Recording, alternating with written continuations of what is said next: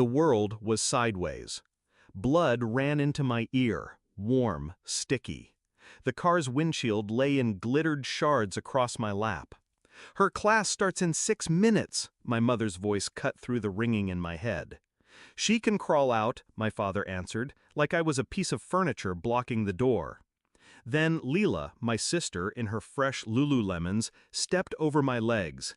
Careful not to snag the fabric, not a glance down, not a word.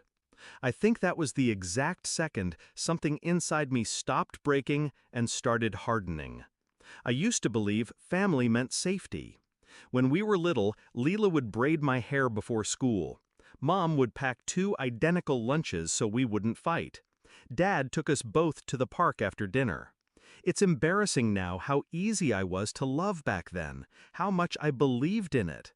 That crash wasn't an accident, not in the way they'd like it to be remembered. I was the passenger because Leela forgot her wallet and needed me to ride with her. The intersection we took, she knew the light timing, knew that truck would be cutting across. I'd call it coincidence if coincidence didn't feel so calculated.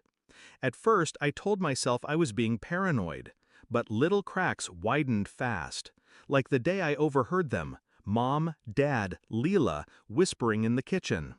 "She's too sensitive," Mom said. "Too expensive," Dad muttered. Leela laughed. Not for long. That laugh stuck in my skull like a splinter. The real confirmation came 3 weeks later. Hospital discharge papers left on the counter. I wasn't supposed to see them.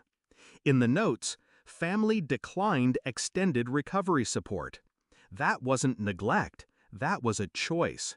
They wanted me functional enough to disappear. I didn't yell, didn't beg, didn't even cry. I started planning.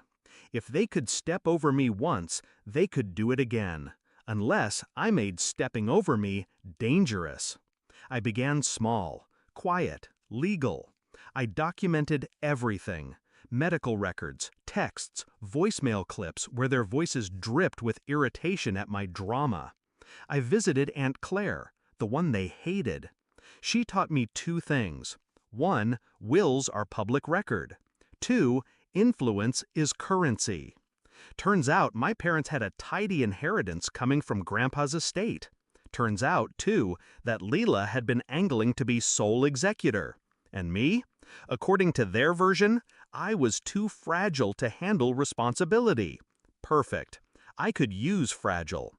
I let them think they'd won, played quiet, distracted, grateful for their help. When the inheritance hearing was scheduled, I made sure they insisted I attend, if only to show the court she's fine. The morning of, I skipped my seizure medication, deliberately. Not dangerously, just enough to tilt the odds. Family court smells like paper and fear. I sat across from them, Mom with her tight smile, Dad with that arm-crossed authority, Leela scrolling her phone. The judge began, voices blurred, my chest tightened. I collapsed. Chairs scraped, papers scattered, someone shouted for help. Only this time, people ran toward me. Paramedics arrived. Standard protocol, they checked my vitals, my bag, my ID, and found my empty pill case. The lead medic looked at the judge. She's been without her prescription for days. That's life-threatening. The room shifted. The judge's gaze turned sharp. Who's responsible for her care? I didn't have to say a word. I just looked at my parents. Then at Leela. Everything unraveled faster than I expected. The court ordered an immediate investigation. Medical neglect, potential coercion, even financial exploitation. Aunt Claire stepped in as my advocate. She presented my documentation, the recordings, the discharge papers. Each piece slid across the judge's desk like a blade. Mom tried to cry. Dad tried to get angry. Leela tried to laugh it off. But watching their faces when the judge removed them from any control over the inheritance, that was my oxygen. The estate bypassed them completely. Funds were placed in a trust under my name, managed by a neutral party. Leela's position as executor? Gone. Their access to me, severely restricted pending investigation. When we left the courthouse, Leela finally looked at me. "You think you've won?" I smiled. "Not wide, just enough." "No, Leela. I've made sure you can't step over me ever again." She flinched. Small, but I saw it. It's been 3 months. They're still under review. I'm still fragile on paper, but stronger than I've ever been in reality.